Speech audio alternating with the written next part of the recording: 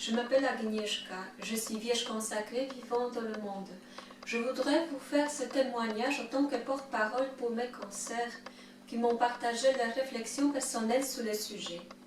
Par notre vocation, nous vivons dans le cœur du monde. Nous partageons la réalité quotidienne de ce qui vit dans notre société et dont nous devons affronter les mêmes défis. Le problème de la crise sanitaire nous a renvoyés à notre propre fragilité et à celle de l'autre, au sentiment de solitude et d'abandon. Il fallut abandonner sa vie et tous ses projets. Le confinement a bouleversé le projet de vie l'une d'entre nous qui a dû reporter sa consécration dans l'ordre des Vierges. C'est un temps d'épreuve pour beaucoup d'entre nous, d'autant plus que nous étions confrontés davantage par notre travail aux drames humains qui étaient liés directement ou indirectement à la crise sanitaire. Notre lien à l'Église se concrétise entre autres par la fréquentation des célébrations eucharistiques paroissiales et par les services multiples que nous accomplissons pour le diocèse et nos paroisses. Par fermeture des églises, nous étions privés des célébrations de l'Eucharistie pendant de longs mois. Et comme tous les paroissiens, nous nous sommes tournés vers la messe télévisée ou via l'Internet. Déjà en temps normal, la participation quotidienne à l'Eucharistie, c'était une respiration spirituelle. Le manque criant de l'Eucharistie s'est fait d'autant plus sentir en ce moment où nous avions besoin de force pour affronter la situation humainement difficile. Face à cette privation naît une interrogation. Peut-on se passer de l'Eucharistie, source et sommet de la vie chrétienne?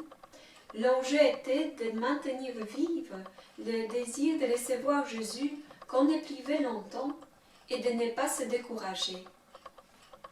Nous avons dû nous contenter bien souvent de vivre la communion spirituelle, l'expérience tout à fait neuve, si ce n'était peut-être que lorsqu'on était malade. Ce fut pour plusieurs d'entre nous une découverte de nouveaux horizons, où nous avions appris à participer avec soin aux célébrations en direct et en s'adaptant à une nouvelle manière de prier. Grâce à la télévision et à l'Internet, nous pouvions prier aux communions avec les différentes communautés ecclésiales, même en dehors de notre pays. Notre conscience d'appartenir à l'Église universelle s'y en était trouvée renforcée. Nous avons appris à vivre une communion spirituelle avec tous ceux qui partagent en ce temps difficile une confiance en Christ et lui présenter dans l'offrande eucharistique notre humanité en souffrance et à penser davantage aux malades.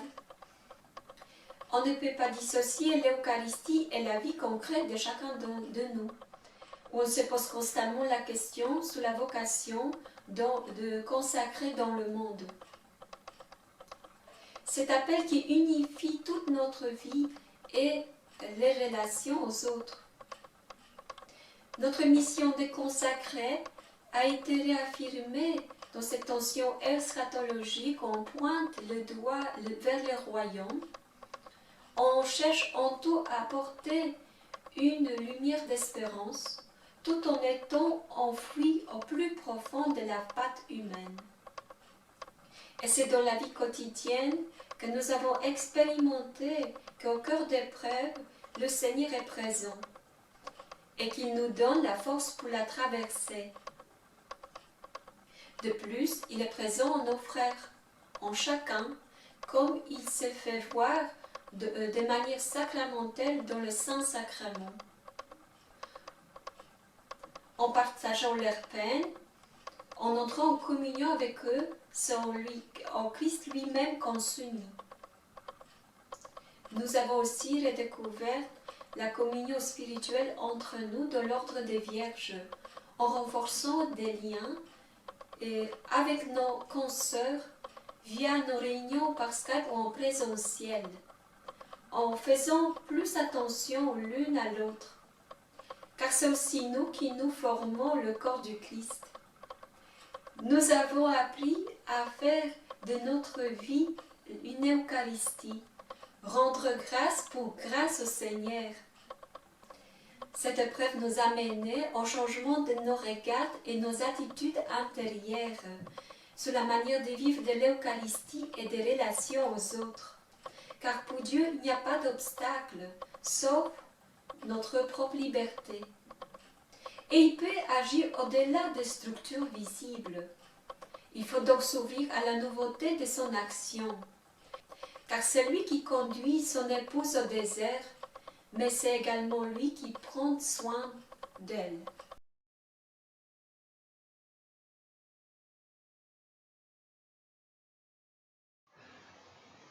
Bonjour. Tout d'abord, je vous souhaite à tous et à toutes une très belle fête de la vie consacrée ce 2 février.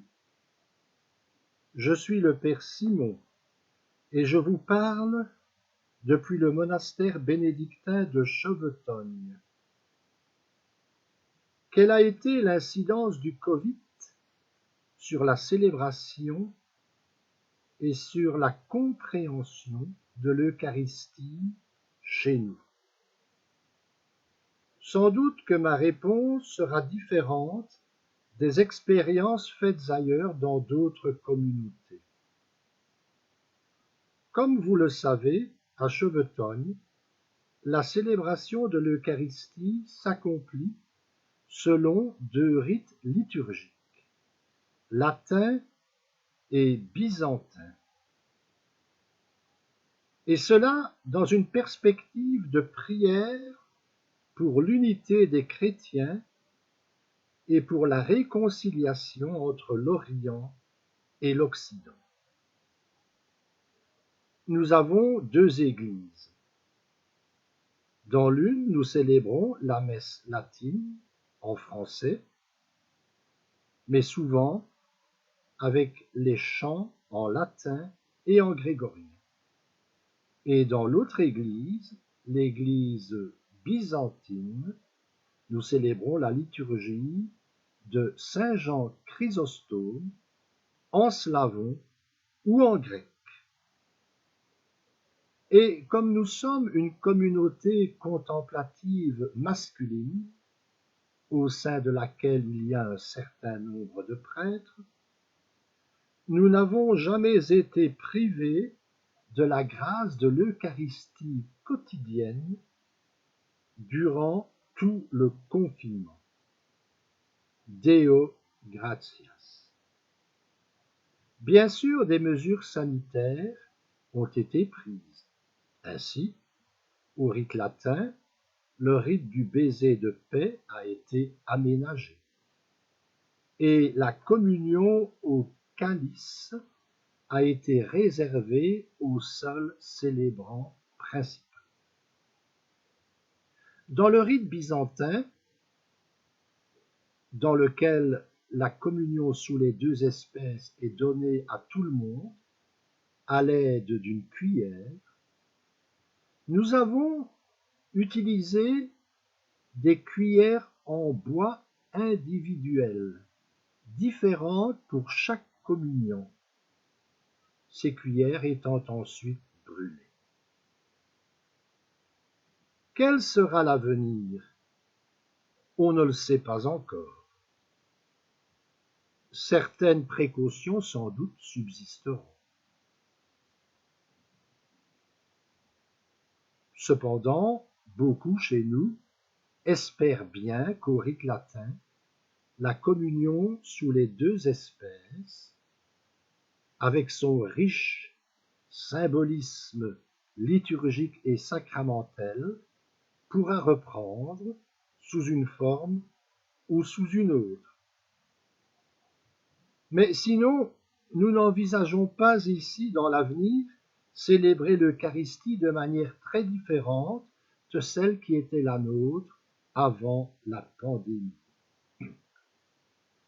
Ainsi, comme aime à nous le dire si souvent notre Père Abbé, notre communauté a été privilégiée nous le savons bien, alors que beaucoup de gens souffraient dans le monde, notre grande maison et la belle nature qui nous entoure nous a préservés des désagréments du confinement.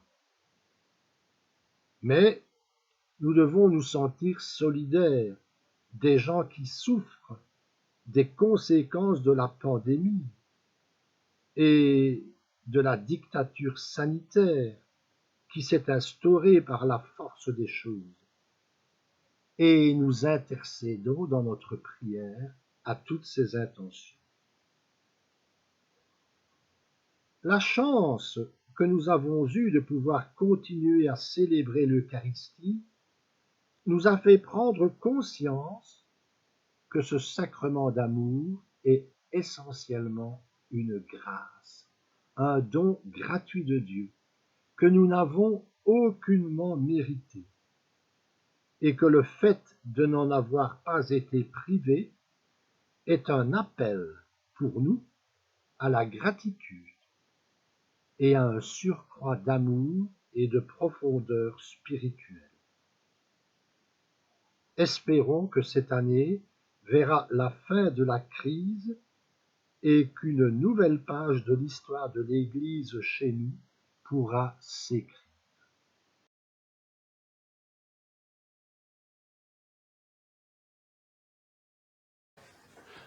Nous sommes dans la chapelle de la communauté des Jésuites de Namur. La symbolique du buisson ardent pour l'Eucharistie, le buisson ardent où Moïse rencontre Dieu, c'est pas mal pour nous. Voilà, nous sommes un groupe de 20 jésuites avec un frère de 30 à 92 ans, étudiants dans la force de l'âge ou pensionnés. Nous sommes une communauté de vie religieuse apostolique, selon la dénomination courante. Une de nos missions est d'assurer l'Eucharistie courante de la chapelle Notre-Dame de la Paix, en semaine 2 fois par jour, le dimanche 4 fois. Plusieurs parmi nous la célèbrent régulièrement dans les paroisses avoisinantes. Je signale que depuis notre origine, la diversité des missions des jésuites ont conduit notre fondateur, saint Ignace, à demander pour ses compagnons une dispense de l'office de communauté. Je cite nos constitutions. Parce que les occupations qu'on prend pour aider les âmes sont de grande importance, qu'elles sont propres à notre institut et très nombreuses, les nôtres n'auront pas l'office du chœur pour les heures canoniales, ni pour chanter des messes ou d'autres offices. Cela éclaire notre rapport à l'Eucharistie. Elle est d'abord ce qui rassemble une communauté de chrétiens, elle n'est pas généralement une pratique individuelle. Cela conduit ainsi un certain nombre d'entre nous à ne jamais célébrer la messe seul, s'il n'est pas physiquement avec d'autres. Il est vrai que là-dessus, nous avons entre nous des manières de sentir différentes. Par contre, le Covid nous a permis d'approfondir le sens du mystère eucharistique et de la messe. Pour moi, à Pâques, c'était la première fois depuis longtemps où je célébrais le Triduum pascal avec toute ma communauté. D'habitude, nous sommes dispersés sur nos terrains apostoliques et vivons ces fêtes avec d'autres communautés de chrétiens. Nous avons découvert combien célébrer l'Eucharistie en communauté pouvait être une bénédiction. Le fait que pendant le confinement, beaucoup de chrétiens n'ont plus eu la possibilité de célébrer l'Eucharistie et de communier avec d'autres, nous a donné de parler de manière renouvelée de l'Eucharistie, mystère d'un Dieu qui se donne à travers nos frères et nos sœurs.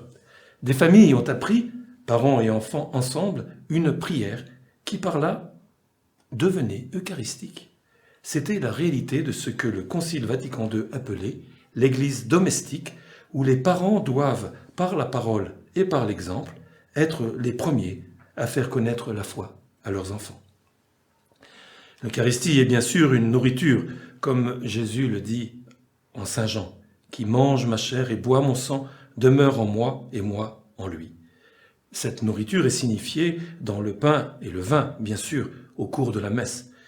Elle est aussi dans la présence de Jésus au cœur de nos vies quotidiennes, dans la rencontre de l'autre et plus particulièrement du pauvre et de l'exclu. Chaque fois que vous l'avez fait à l'un de ces plus petits, c'est à moi que vous l'avez fait.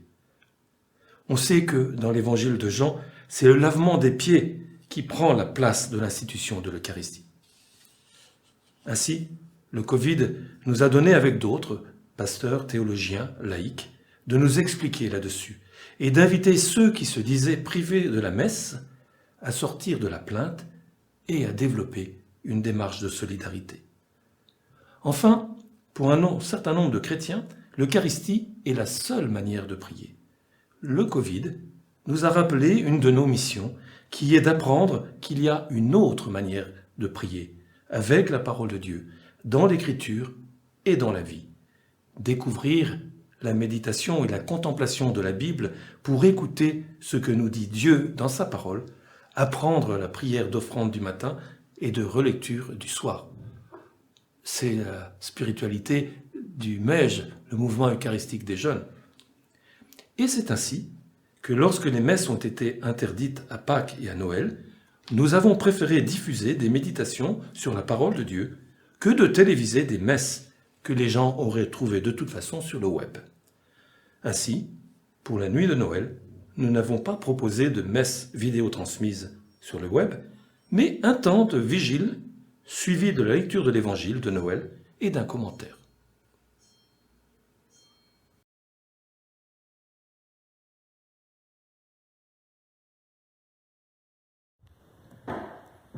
Bonjour, je m'appelle Sœur Marie-Françoise et depuis 45 ans, je suis membre de la Congrégation des Sœurs de Sainte-Marie. Aussi loin que je remonte dans le temps, la messe est présente et importante. D'abord en famille, j'ai participé à la messe dominicale. Un de mes premiers souvenirs est d'y voir mon père, si profondément recueilli après la communion que pas même un tremblement de terre ne l'aurait fait bouger. Sa rencontre avec le Seigneur devait donc être bien importante. Pendant mon adolescence, j'ai laissé la messe en famille pour rejoindre un groupe qui célébrait le dimanche soir et se réunissait régulièrement pour approfondir sa foi en lisant un livre ou organisant un week-end de ressourcement. Après mes études, j'ai quitté la maison pour m'installer dans un petit appartement avec une amie et j'ai commencé à travailler. C'est à ce moment que j'ai entrepris les exercices spirituels dans la vie et un jour, j'ai vraiment été happée. En sortant du travail pour rentrer chez moi, je passais chaque jour devant une église à l'heure de la messe quotidienne. Une grande force intérieure m'y a poussée. Depuis ce jour, quand c'était possible, j'ai participé à la messe quotidienne. Mais c'était encore pour moi une dévotion privée, une rencontre personnelle. Plusieurs expériences m'ont fait cheminer, depuis mon entrée dans la congrégation, vers un sens plus marqué d'une vie eucharistique. En congrégation, l'Eucharistie est au centre de notre vie et de notre mission. Nous participons à la messe avec la communauté paroissiale. Soutenir et partager la foi du peuple de Dieu est une dimension de notre manière de vivre l'Eucharistie. En mission, nos sœurs ont parfois choisi de petites implantations dans des lieux isolés où le prêtre ne passait que de loin en loin. Elles y donnaient aux chrétiens la possibilité de participer au moins à la liturgie de la parole et de la communion sacramentelle. Mais cela a comporté un danger, chosifier l'accès à la communion, diminuer la conscience du mystère de l'Eucharistie. De plus en plus, face aux difficultés que la pratique de l'Eucharistie rencontre, il n'y a plus que dans les grandes villes où quotidiennement nous pouvons participer à la messe, nous choisissons d'essayer de vivre davantage cette réalité dans nos vies quotidiennes, d'être Eucharistie les unes pour les autres, pain rompu, donné pour le monde. Nous choisissons ensemble le sens de cette vie eucharistique en nous laissant façonner par la manière de Jésus, spécialement dans 3 récits. La parabole du bon samaritain, elle suggère clairement des façons de participer à la compassion de Jésus. Oser être prise aux entrailles, prendre soin de l'autre, se donner sans compter, se sentir concerné par toute vie menacée. Le lavement des pieds, école du service à l'image du Christ serviteur, et les disciples d'Emmaüs, invitation à lire la parole, à la partager, à laisser la présence du Seigneur embraser notre cœur et nous envoyer en témoigner. Nous recherchons des formes de célébration de la parole intégrées à l'office quand la célébration eucharistique est impossible, plutôt que de proposer une célébration de communion. Autre expérience, la prise de conscience de l'existence de la double épiclèse dans la célébration eucharistique. La deuxième passe souvent inaperçue, alors qu'elle devrait se faire aussi par l'imposition des mains. C'est l'invocation de l'Esprit sur le peuple présent pour qu'il devienne corps du Christ à la louange du Père. À partir de ce moment, j'ai essayé de venir à la célébration avec toutes les personnes auprès desquelles je suis envoyée en mission. Les jeunes à l'école, les candidats réfugiés dans les centres fermés, les victimes de tant de situations de souffrance, pour les prendre en quelque sorte dans l'offrande de ma vie et les plonger dans l'offrande même du Christ, les unir à son sacrifice de salut. Ce mouvement, je peux le vivre, même quand une célébration est impossible. La privation de l'Eucharistie durant des mois, en 2020 et encore maintenant, a approfondi ma conscience de l'importance de former une assemblée de prière. Peut-être suis-je en train de découvrir une chose toute simple, à travers tous les gestes, les appels qui chaque jour nous réinvitent à une existence où nous prenons soin les uns des autres, je peux voir l'œuvre de l'Esprit. Il est celui qui console, qui rassemble l'humanité dispersée pour qu'elle s'accomplisse dans le Christ. Alors, 2020, je pourrais en parler comme la première étape d'une redécouverte de la deuxième épiclèse de l'Eucharistie, ce corps livré pour nous, ce corps creusé, ce corps ouvert, pour nous laisser l'espace de former en lui un seul corps.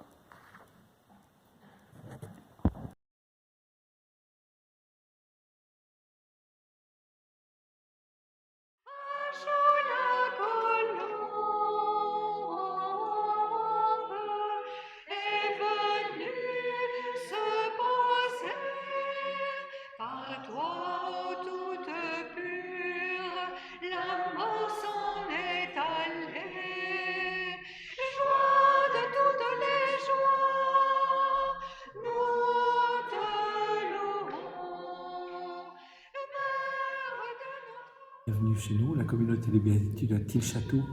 En quoi cette année, l'année du coronavirus, a changé notre manière de vivre et de célébrer l'Eucharistie? Eh bien, je pense que, comme toute communauté religieuse qui a en son sein des prêtres, on est très privilégiés. Nous avons bien conscience que beaucoup de chrétiens, beaucoup de religieuses aussi, ont dû totalement chambouler leur manière de célébrer. Nous avons la chance, comme famille ecclésiale de vie consacrée, d'avoir parmi nous des prêtres, et donc notre bulle comporte le ministre du sacrement, et donc nous avons pu continuer à célébrer quotidiennement l'Eucharistie. C'est une très grande grâce. Et en même temps, ce changement, bien sûr, rendu nécessaire par le virus, changement dans nos relations sociales, bien, il nous a impacté aussi, nos amis à distance, nos amis par téléphone, mais nous avons sans doute aussi pris plus vivement conscience, nous avions justement travaillé Laudato Si avec vous, et nous avons pris peut-être plus vivement conscience que oui, notre monde est en grand changement, et peut-être ce petit virus est aussi comme un petit clin d'œil du Seigneur aussi, pour nous dire oui, préparez vos cœurs, préparez vos vies à changer, à répondre à l'appel de l'Évangile aujourd'hui. À répondre à l'appel du pape de sortir aux périphéries, être sensible à nos frères et sœurs chrétiens qui sont sans Eucharistie, et en même temps répondre à cet appel de mission que la communauté de béatitude a à cœur. Voilà différents éléments qui ont fait que nous sommes sortis en étant chez nous, en mettant tout en œuvre, et ça n'a pas toujours été simple, pour diffuser nos Eucharisties, permettant ainsi aux chrétiens qui sont dans le monde entier d'entrer en intimité avec le Christ et tant que faire se peut, faire grandir dans leur cœur le désir de l'Eucharistie. Du fait qu'on n'accueille plus à cause du confinement pour nos messes, en communauté, on a pris l'initiative de garder contact fréquent et concret avec nos amis par téléphone ou par mail. Et cela nous a permis de les porter dans nos Eucharisties, d'offrir pour leur intention l'une ou l'autre messe. Et personnellement, je vis actuellement l'Eucharistie avec une communion plus intense avec les personnes contactées qui sont privées de messe. Et je ne vis plus la messe pour moi, mais vraiment pour elle et avec elle, et d'une manière plus large pour le monde. Nous faisons nôtre cette exhortation que Marthe Robin a laissée comme le plus fort rappel du caractère oblatif de notre vocation. Toute vie chrétienne est une messe, et toute âme en ce monde est une hostie. L'hostie de votre sacrifice, de votre messe, c'est vous-même. Prenez votre vie tout entière, votre vie de chaque jour, avec tous vos travaux, vos souffrances, vos peines, vos luttes, vos efforts, vos bonnes actions, et dites à Dieu: Seigneur, tout cela est pour vous. Je vous offre tout en union avec mon Jésus, par le cœur immaculé de ma mère et avec votre prêtre au très saint sacrement de l'autel.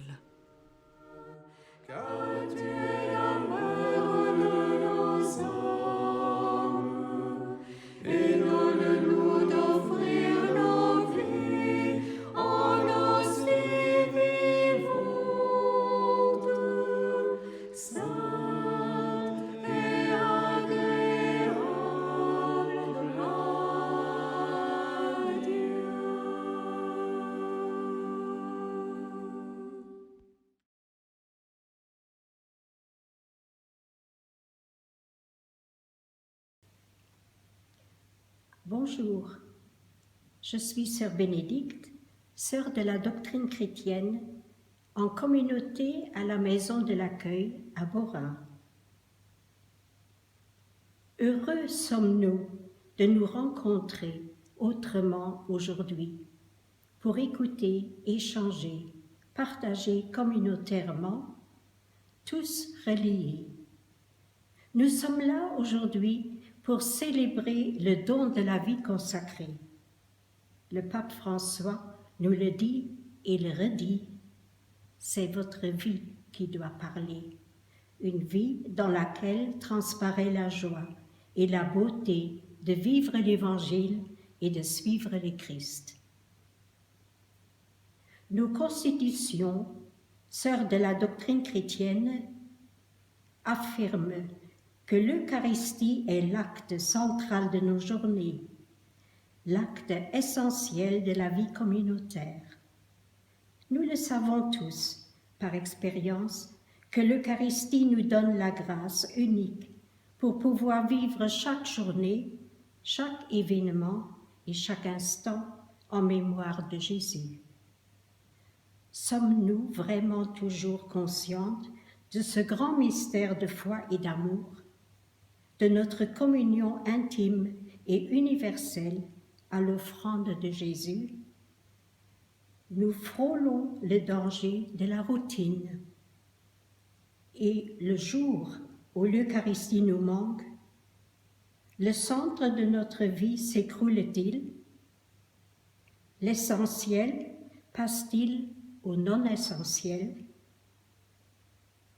Bien sûr que nous nous sommes tous et toutes centrés davantage sur la source et le puits de toute vie spirituelle, la prière personnelle et la prière communautaire. Et nous en avons découvert le bienfait des célébrations communautaires bien préparées, soignées, élargies par l'intercession ouverte sur le monde éprouvé.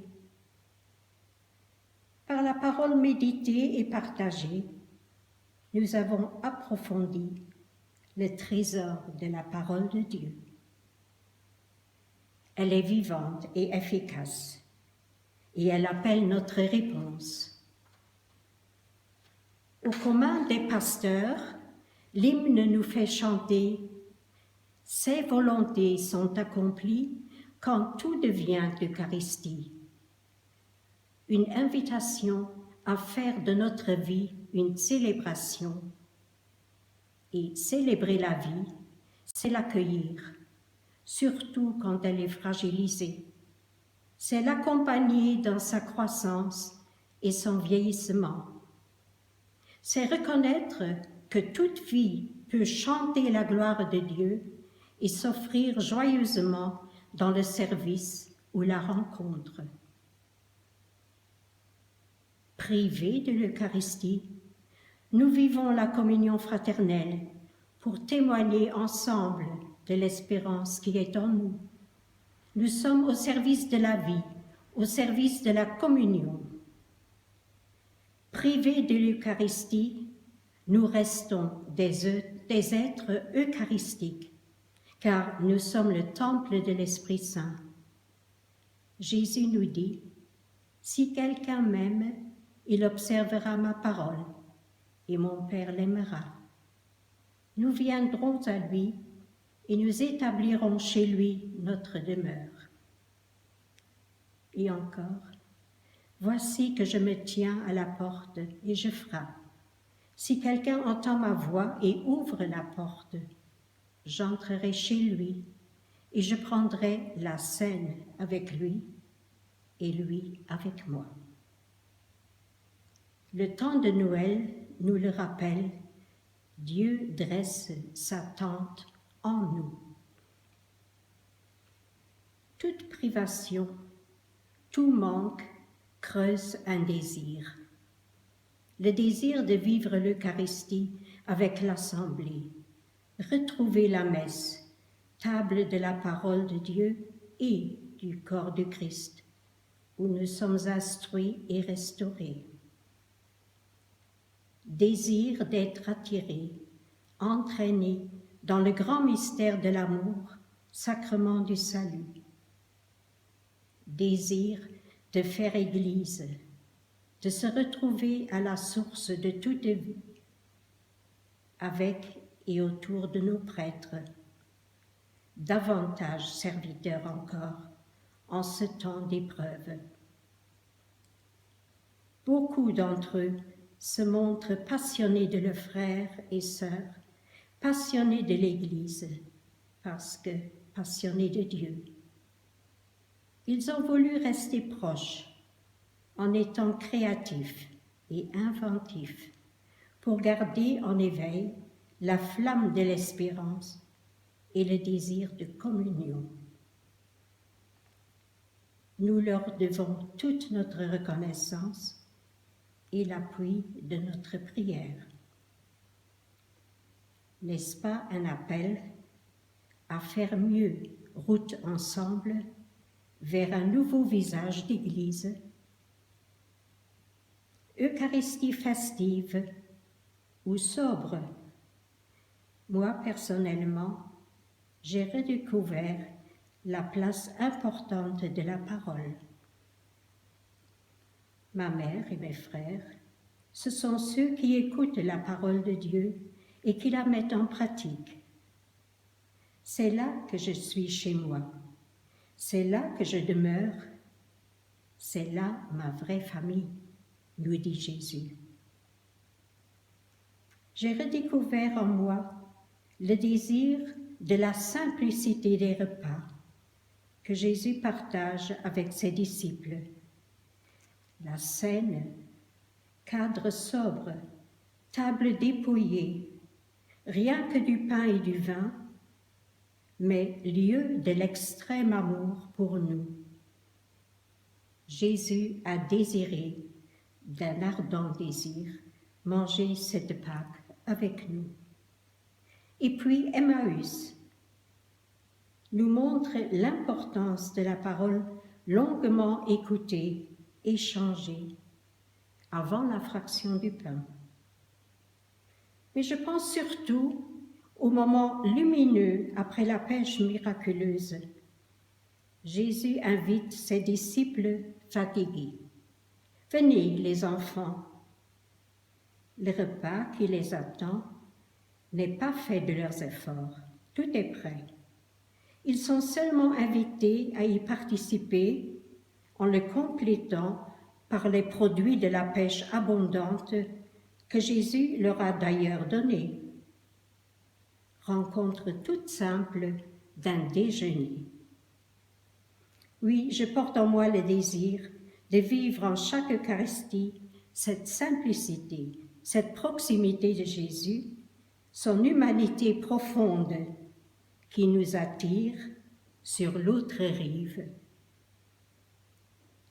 Communier, voir et toucher celui dont saint Augustin dit « Reçois ce que tu es, deviens ce que tu reçois ». Bien sûr, les célébrations eucharistiques diffusées sur les réseaux sociaux nous ont donné beaucoup, mais pas cette nourriture tant désirée.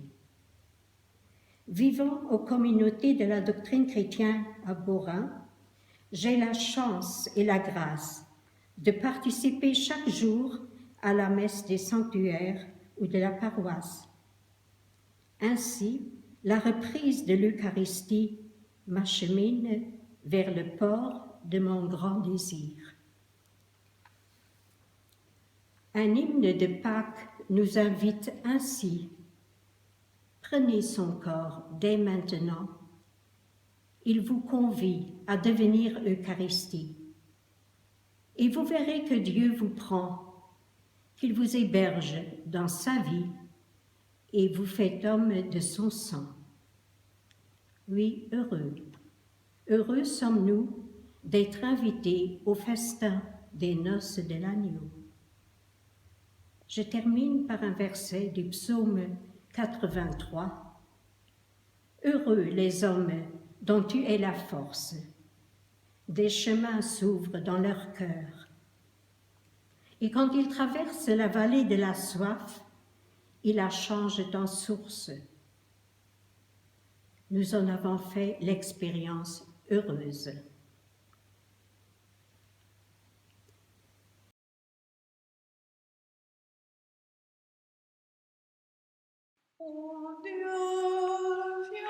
Pendant le premier confinement, de mars à juin 2020, nous n'avons pas eu d'Eucharistie du tout.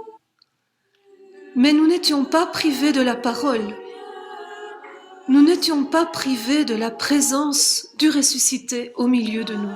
Alors, vers la fin du confinement, nous avons pris cette décision de célébrer dorénavant l'Eucharistie uniquement le dimanche, comme le faisaient les premiers chrétiens. L'Eucharistie est au cœur du dimanche et donc de toute la semaine. C'est le moment où se rassemble la communauté de prière et de vie, moniale et laïque, pour célébrer le mystère pascal. En ne célébrant plus que le dimanche et les grandes fêtes, pour moi ça marque beaucoup plus la résurrection du Seigneur, ce jour de la résurrection qui est le cœur de notre foi et qui est le cœur de notre semaine. Et tout part de ce jour et tout y conduit. Toute notre semaine, tout ce que nous vivons, pas seulement les célébrations, toute notre vie quotidienne. Eh bien moi, personnellement, ça m'a donné de vivre plus intensément le dimanche dans sa dimension pascale. Cela m'interpelle aussi dans mon agir. Comment la célébration eucharistique impacte-t-elle mon quotidien? Comment nourrit-elle mon quotidien? Comment le sacrement reçu le dimanche informe-t-il ma vie tout au long de la semaine? Informer au sens philosophique, c'est-à-dire donner forme, donner une structure à toute ma semaine.